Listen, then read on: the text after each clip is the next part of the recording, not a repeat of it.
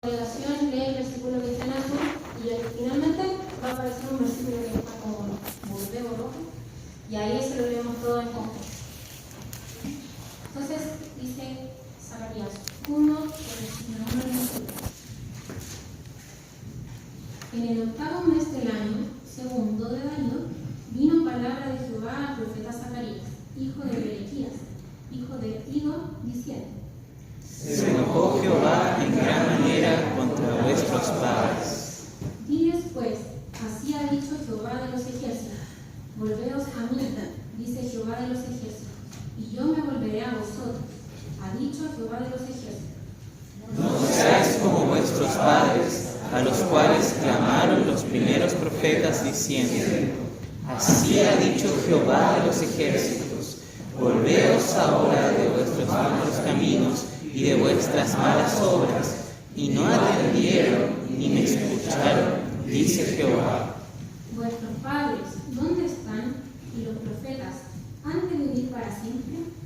Pero mis palabras y mis ordenanzas que mandé a sus siervos los profetas, ¿no alcanzaron a vuestros padres? Por eso volvieron ellos y dijeron: como Jehová de los ejércitos pensó tratarnos, conforme a nuestros caminos y conforme a nuestras obras, así lo hizo con nosotros. A los 24 días del mes 11, que es el mes de Sabat, en el año segundo de Darío, vino palabra de Jehová al profeta Zacarías, hijo de Berequías, hijo de Ido, diciendo: Y de noche, y he aquí un varón que cabalgaba sobre un caballo alazán, el cual estaba entre los mirtos que había en la hondura, y detrás de él había caballos alazanes, negros y blancos. Entonces dije: ¿qué son estos, Señor mío? Y me dijo el ángel que hablaba conmigo: yo te enseñaré lo que son estos. Y aquel varón que estaba entre los mirtos respondió y dijo: estos son los que Jehová ha enviado a recorrer la tierra. Y ellos hablaron de aquel ángel de Jehová que estaba entre los mirtos, y dijeron: hemos recorrido la tierra, y aquí toda la tierra está reposada y quieta.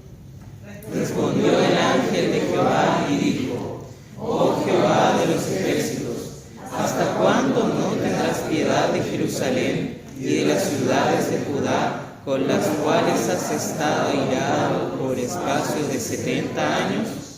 Y Jehová respondió buenas palabras, palabras consoladoras, al ángel que hablaba conmigo. Y me dijo el ángel que hablaba conmigo: clama diciendo: así ha dicho Jehová de los ejércitos, celé con gran celo a Jerusalén y a Sion. Y estoy muy airado contra las naciones que están reposadas, porque cuando yo estaba enojado un poco, ellos agravaron el mal. Por tanto, así ha dicho Jehová: yo me he vuelto a Jerusalén con misericordia, en ella será edificada mi casa, dice Jehová de los ejércitos, y la plomada será tendida sobre Jerusalén. Claman aún diciendo: así dice Jehová de los ejércitos, aún rebosarán mis ciudades con la abundancia de bien, y aún consolará Jehová a Sion, y escogerá todavía a Jerusalén. Después alcé mis ojos y miré, y he aquí 4 cuernos. Y dije al ángel que hablaba conmigo: ¿qué son estos? Y me respondió: estos son los cuernos que dispersaron a Judá, a Israel y a Jerusalén. Me mostró luego Jehová 4 carpinteros. Y yo le dije: ¿Qué vienen estos a hacer? Y me respondió diciendo: aquellos son los cuernos que dispersaron a Judá, tanto que ninguno alzó su cabeza, mas estos han venido para hacerlos temblar, para derribar los cuernos de las naciones que alzaron el pueblo sobre la tierra, para regresar. Para prepararnos para escuchar la palabra que el Señor tiene preparada para el día de hoy, les invito a ponerse de pie para la alabanza. Vamos a invitar a nuestro hermano Carlos Álvarez, que es la predicación del día de hoy.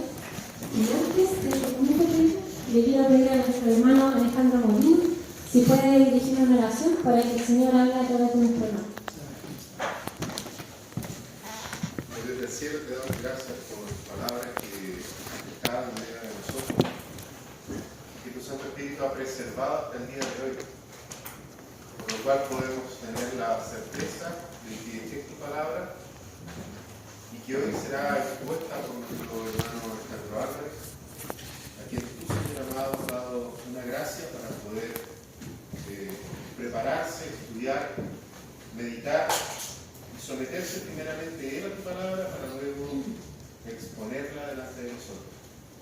Dios amado, te rogamos que prepares nuestros corazones, que los hagas una tierra fértil para tu palabra, que saques de nosotros como oyentes cualquier pretensión e hipocresía, Señor, de nuestros corazones, y que ella simplemente penetre y dé fruto en nuestra vida.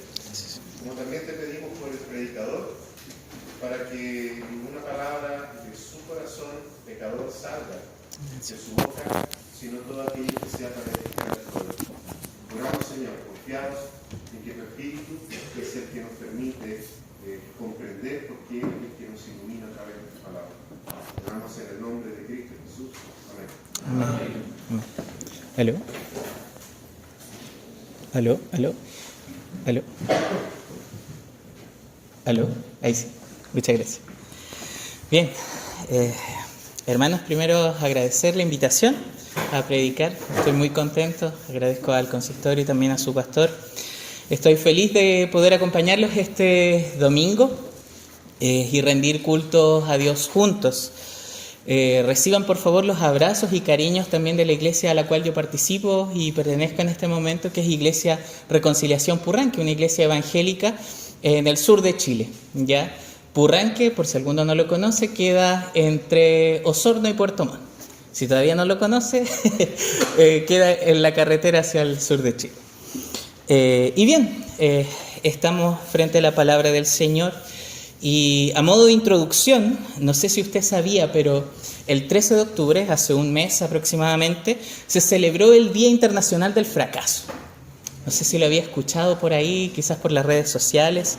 Fue una iniciativa social que ocurrió en Finlandia y la hicieron para reconocer que todos cometemos errores o todos sufrimos incluso por los errores de otros hacia nosotros y que nos lastiman.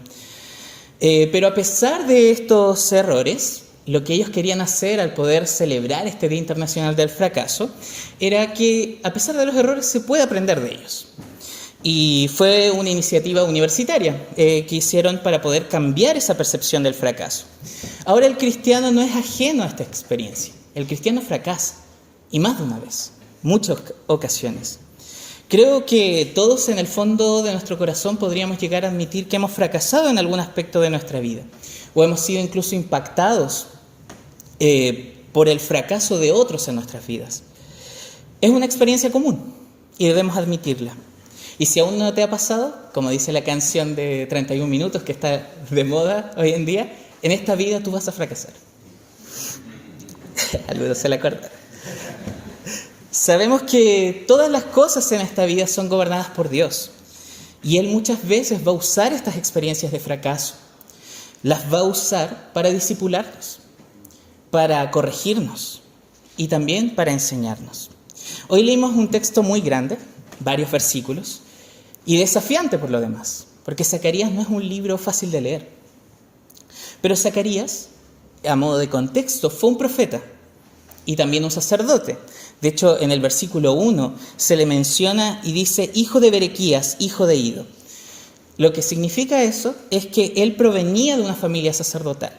Es decir, él estaba en el templo, participaba ahí de los sacrificios, estaba encargado de todo el orden de culto en ese tiempo. Y él, en más de una ocasión dentro de todo el libro de Zacarías, va a hacer referencias a eso, va a hacer referencias al templo. Y de hecho es un periodo complejo para el pueblo de Dios, porque como pueblo habían fracasado. De alguna manera se sentían marginalizados, estaban bajo el control de una superpotencia de ese momento llamada Persia. Israel era un estado vasallo. ¿Qué quiere decir eso? Que era un estado, una ciudad, una nación que servía a otra, ya que era dependiente. Entonces, en ese sentido, Persia los vigilaba y los sometía. Por lo tanto, Israel en ese tiempo tenía poderes muy limitados y se sentían insignificantes. De hecho, en Zacarías 4:10 describe este tiempo como el día de las pequeñeces. Su ciudad estaba en ruinas, su templo donde adoraban a Dios aún no había sido reconstruido, estaba en escombros, y ellos se sentían oprimidos y se sentían presionados. Después del fracaso hay mucho por reconstruir, pero la confianza en el Señor y la fidelidad al único Dios verdadero era algo primordial en ese proceso. Así como nosotros cuando experimentamos situaciones de fracaso, es curioso que el área de la confiabilidad al Señor es una de las áreas más afectadas y son las que más deben ser trabajadas delante del Señor. Por lo tanto, Dios llama a Zacarías a hablarle al pueblo sobre este asunto. Y como profeta, él trae tanto ánimo como advertencia. Trae arrepentimiento como esperanza. Pero sobre todo los estimula al pueblo a esperar al Mesías prometido, que nosotros hoy conocemos como Jesús. De alguna manera nuestros tiempos se asemejan a los de Zacarías. Experimentamos fracasos y experimentamos el día de las pequeñeces. Pero ese tiempo va a ser un tiempo de inflexión, un tiempo de crisis, un tiempo donde nuestras vidas pueden caer en arrogancia, amargura y orgullo, o podemos ser restaurados con humildad y esperanza. Y ese será el título del sermón de hoy: Esperanza en el día de las pequeñeces. Y esta esperanza se traduce en 3 elementos, porque siempre tienen que ser 3, ¿no? En un llamado al arrepentimiento, en un consuelo en un Dios soberano y en un replanteamiento del poder. Y va a ser lo que vamos a ver el día de hoy. En primer lugar, el llamado al arrepentimiento en los versículos del 1 al 6. El primer versículo nos ubica temporalmente y nos da un contexto histórico sumamente importante. Estamos aproximadamente en el año 520 a.C. Darío era el gobernante, persa por lo demás, y él controlaba gran parte del Antiguo Oriente. Era el líder de esta superpotencia de la época. Pero 70 años antes de ese periodo, Israel había sido conquistado por otra superpotencia, que era Babilonia.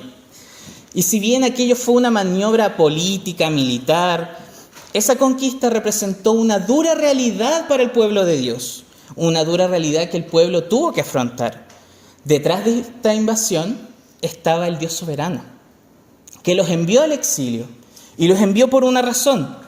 Ellos habían sido rebeldes y desobedientes delante del Señor, habían roto el pacto de Dios. Los profetas les habían advertido durante generaciones que si ellos continuaban rebelándose personal y colectivamente, Dios los exiliaría.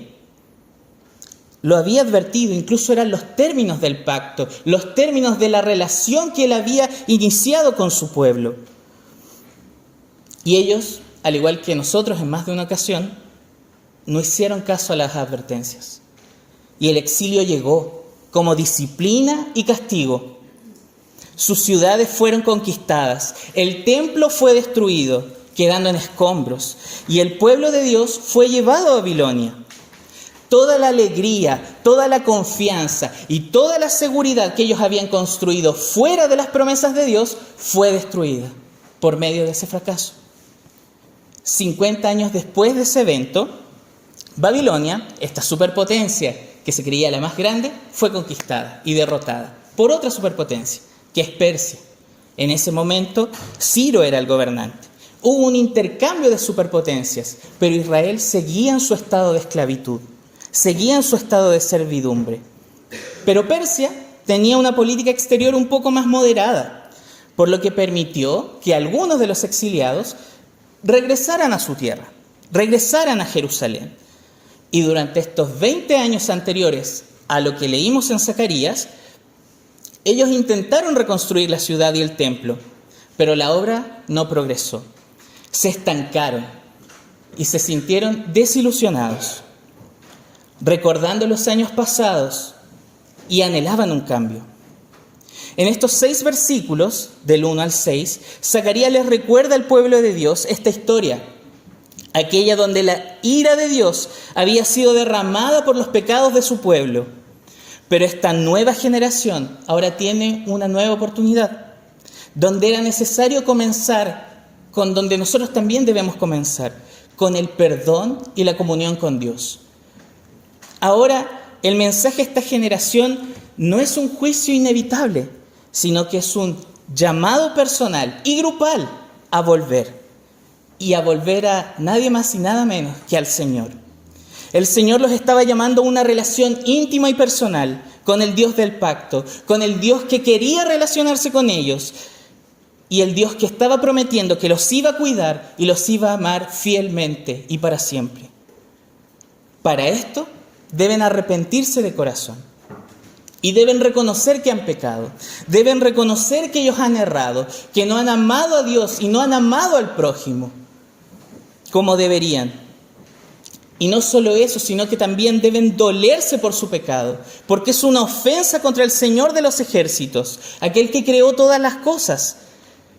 Pero el arrepentimiento involucra una parte importante, que es dejar los malos comportamientos. El arrepentimiento involucra dejar de hacer aquellas cosas que confesamos como pecado. De esa manera, el arrepentimiento, al volver al Señor, comienza desde el interior hacia el exterior, alcanzando todo lo que nosotros pensamos, anhelamos y hacemos. Pero sobre todo, el énfasis que hace la Escritura en este punto es que el arrepentimiento se centra en Dios. Volveos a mí, dice la palabra. Ahora, ¿qué tiene que ver un llamado de arrepentimiento hace 2500 años con nosotros aquí, en la Cuarta Iglesia? En el día de las pequeñeces, aquellos días donde tú te has sentido, y yo también me he sentido insignificante, aquellos días donde pensamos que no avanzamos nada, aquellos días donde hemos fracasado delante del Señor, o aquellos días donde nosotros hemos provocado situaciones incómodas a otros, o viceversa. Son días donde el Señor es quien primeramente se acerca a nosotros con gran amor y con abundante misericordia, porque Él nos llama a volver. Uno de los problemas de este pueblo era la falta de su templo para adorar, pero había una realidad aún más compleja con la que debían lidiar: un mundo caído y la terquedad de sus corazones. Aunque es una batalla, el Señor de los ejércitos está con nosotros. Aquel que es todopoderoso sobre todas las cosas es nuestro refugio en medio de los fracasos. Por lo tanto, el día de las pequeñeces deben ser días donde nosotros confesemos nuestra necesidad de la gracia de Dios y de su perdón. El arrepentimiento va a ser esa herramienta, esa disciplina que nos va a recordar lo frágiles y pecadores que somos y cuán grande es nuestro Dios, que nos regala su perdón en el Señor Jesucristo. Dios va a usar esa oración, Dios va a usar la confesión de pecados, Dios va a usar ese arrepentimiento verdadero para que nuestros corazones sean orientados en medio de la dificultad. Porque en medio de la dificultad, la mayor tentación que tenemos es solo centrarnos en nosotros mismos. Centrarnos en lo que hemos perdido. Centrarnos en lo que nos falta. Pero en cambio el arrepentimiento nos orienta hacia afuera de nosotros. Nos orienta hacia Dios. El arrepentimiento nos ayudará a ver que lamentablemente muchas veces confiamos más en las cosas creadas que en el Creador. Que muchas veces nosotros confiamos más en las situaciones favorables que en el Dios que cuida de nosotros en toda circunstancia. Dios revelará nuestras falsas esperanzas en medio de nuestros fracasos, pero también nos mostrará la única y verdadera esperanza en el día de las pequeñeces, que Dios está con nosotros y nos llama a estar cerca con Él.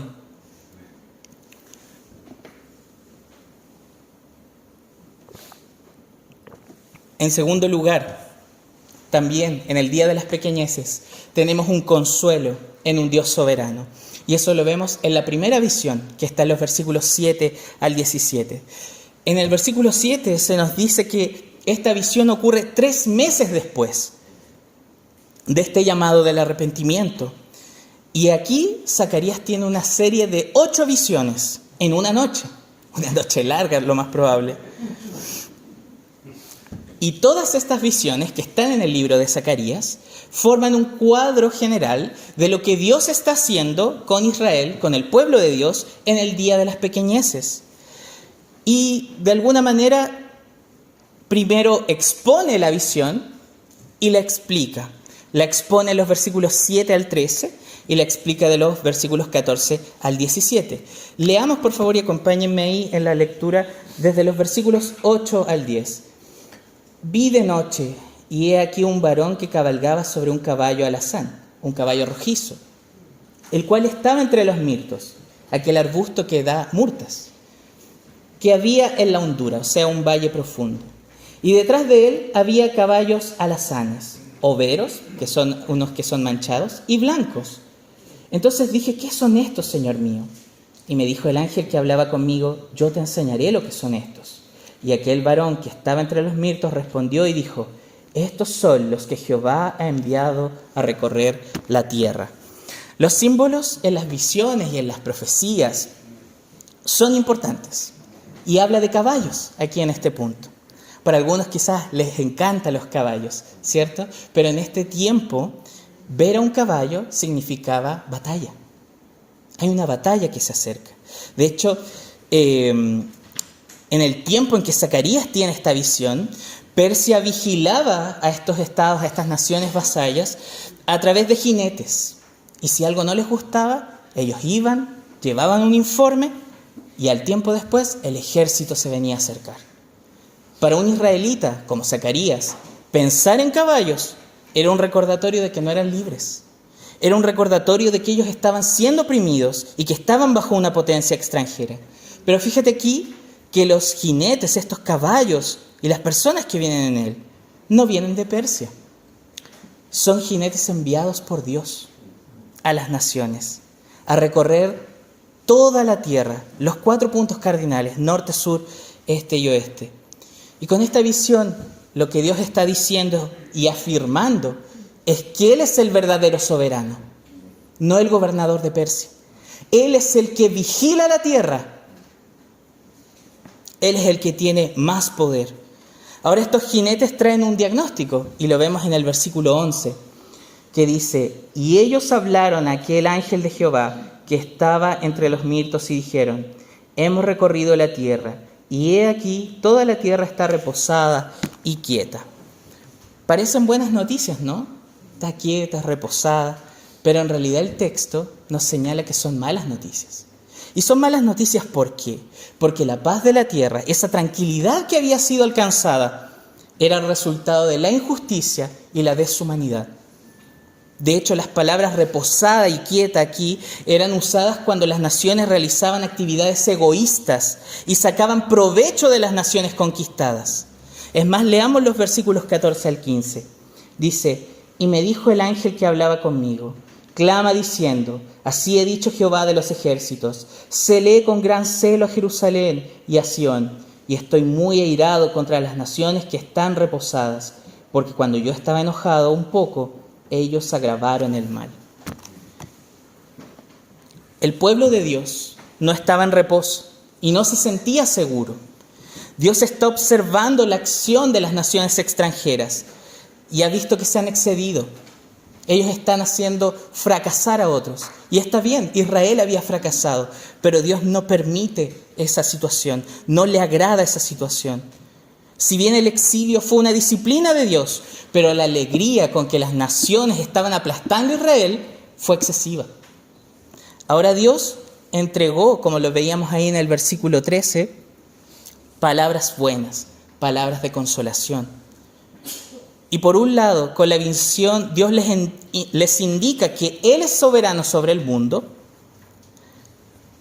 Lo que quiere decir esto es que Dios no es insensible.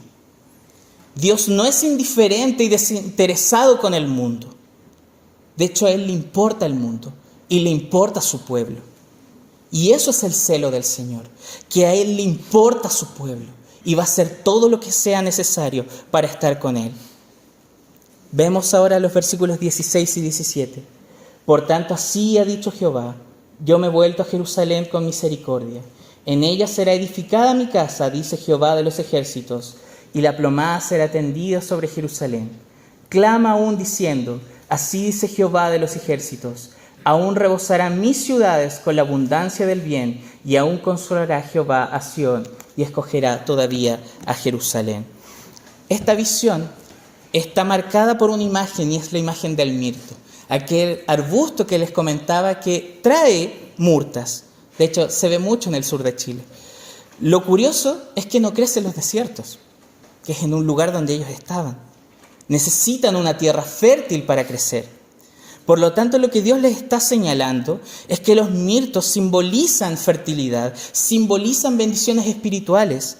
Y con esto el Señor les está diciendo que su lugar desértico, aquel lugar de fracaso, se convertirá en un lugar de paz y en un lugar de seguridad. La bendición de Dios significa que el exilio terminará y el pueblo de Dios regresará y su templo será levantado por la misericordia de Dios. Y el último versículo termina lleno de esperanza, porque hay una promesa triple en la que Dios va a cambiar el presente de su pueblo, Dios consolará los corazones de su pueblo y reafirmará su elección soberana de amor por ellos. A pesar del fracaso de los hombres, Dios ha elegido a su pueblo. Dios va aún más lejos y les dice que hará rebosar con la abundancia del bien. Y esta imagen es como este vaso de agua, que si estuviera repleto de agua, se desbordaría, ¿no? Por todos los lados. Esa es la imagen de la abundancia, la imagen de que se está derramando agua en todas direcciones. Y con esto alude a que si después de la caída el mundo fue parasitado con el pecado, ahora será el bien del Señor el que será derramado desde Jerusalén hacia todas las naciones. Y claramente aquí está apuntando a Jesucristo, a nuestro Señor, a nuestro Salvador, que ciertamente revirtió los efectos del pecado y los transformó en bien, en redención para nosotros, para su pueblo.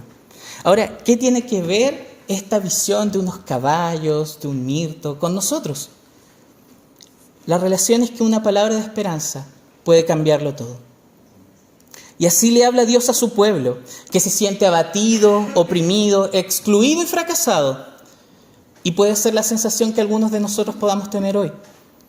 Sus palabras consoladoras y de esperanza para nosotros son las mismas que le entregó al pueblo de Dios en Zacarías. En nuestros fracasos, queridos hermanos y hermanas, el Señor es soberano y cuida de nosotros. Su amor va a velar por ti y por mí y nos sostendrá a pesar del día de las pequeñeces, a pesar del día de nuestros fracasos.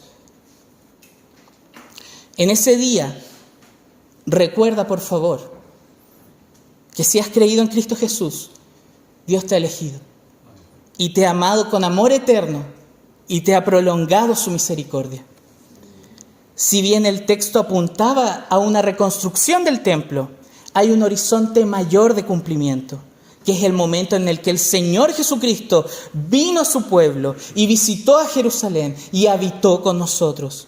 Dicho momento fue cuando rebosó el bien. Y rebosó hasta tal punto al llegar a nosotros aquí, 2000 años después. Tal como vino la primera vez, las Escrituras nos dicen que vendrá una segunda vez, garantizado por su muerte y su resurrección. Y cuando Él vuelva, hermanos y hermanas, este mundo va a ser renovado. No habrá más enfermedades, no habrá más muerte, no habrá más fracasos. La muerte se transformará en vida, la desesperación en alegría y la adversidad que vivimos hoy será transformada en consuelo. Nuestra esperanza está en Jesucristo. En tercer lugar, en el día de las pequeñeces, el Señor replantea el poder. Y ahora vemos esta segunda visión, que es un poco más breve, que dice así: después alcé mis ojos y miré, y he aquí 4 cuernos. Y dije al ángel que hablaba conmigo: ¿qué son estos? Y me respondió: estos son los cuernos que dispersaron a Judá, a Israel y a Jerusalén. Me mostró luego Jehová 4 carpinteros, y yo dije, ¿qué vienen estos a hacer? Y me respondió diciendo, aquellos son los cuernos que dispersaron a Judá, tanto que ninguno alzó su cabeza, mas estos han venido para hacerlos temblar, para derribar los cuernos de las naciones que alzaron el cuerno sobre la tierra de Judá para dispersarla.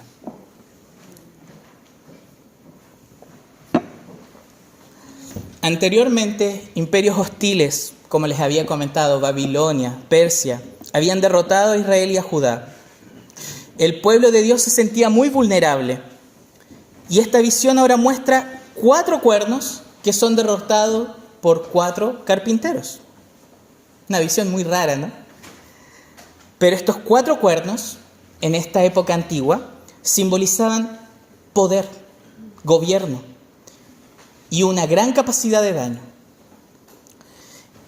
Evidencia estos cuernos una oposición total que se levantó contra el pueblo de Dios. Y son aquellos reinos que los dispersaron y los subyugaron durante toda la historia que revisamos al principio. No obstante, son vencidos por 4 carpinteros. Otras versiones incluso mencionan artesanos. Si es que usted tiene su Biblia, una Biblia alternativa, la Reina Valera, lo puede leer ahí.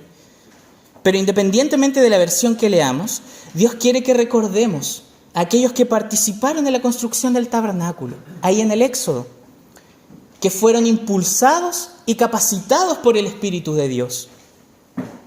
Pero el pueblo probablemente se preguntaba, ¿cómo Dios va a cambiar las cosas? ¿Cómo va a derrocar estos poderes que ahora nos oprimen tanto? Y Dios les responde a través de esta visión, que no es con ejército, ni por la fuerza, sino por el Espíritu del Señor, que de hecho lo va a decir más adelante en Zacarías 4:6. Dios está replanteando el poder, porque Dios no funciona con la lógica que funcionamos nosotros. Con esto Dios quiere recordarles a su pueblo que aunque algunos buscan el poder en lugares como el poderío militar, la superioridad numérica y el poder político, no se halla ahí el poder. El verdadero poder reside en la presencia de Dios en medio de su pueblo. Ahora, ¿qué tiene que ver esta visión de los cuernos y carpinteros con nosotros? Jesús sabe lo que necesita para cambiar el mundo. Y ciertamente no es otro político queriendo cambiar las cosas. Jesús fue a la cruz y renunció a su poder. Se hizo débil y humilde para entregar su vida. Y así se cambia el mundo, hermanos. El poder que es lo suficientemente fuerte como para ser débil. Y el líder que es lo suficientemente seguro para servir. Dios está animando al pueblo a reconsiderar que aquellos que se creen invencibles serán vencidos. Y aquellos que usan el poder para abusar serán castigados. No nos mezclemos con los ideales de este mundo, sino que sigamos al Señor de los ejércitos, Dios Todopoderoso, que se encarnó para estar con la humanidad. El verdadero poder se mostró a través del servicio y la debilidad. Jesús lo hizo para derrocar nuestras falsas esperanzas, que nosotros lamentablemente colocamos en el poder. Y muchas veces las colocamos también en las circunstancias favorables. Y aquí, en este punto, Dios y Jesús nos llama a imitarlo, a ser débiles, a ser humildes y ser serviciales. Somos llamados en el día de las pequeñeces y en el día de nuestros fracasos a servir con humildad. Por lo tanto, para ir concluyendo, en el día de las pequeñeces, todos tenemos un llamado de esperanza de parte de nuestro Dios. Él no nos abandona en medio de nuestros fracasos, sino que nos consuela y nos anima. Nos llama a arrepentirnos, a estar en una comunión con Él, sabiendo que Él es lo más importante que podamos tener, incluso más que las circunstancias favorables. Somos llamados a amarlo sobre todas las cosas, siendo Él nuestra prioridad, abandonando incluso nuestros proyectos pequeños, porque nuestro Dios es más grande.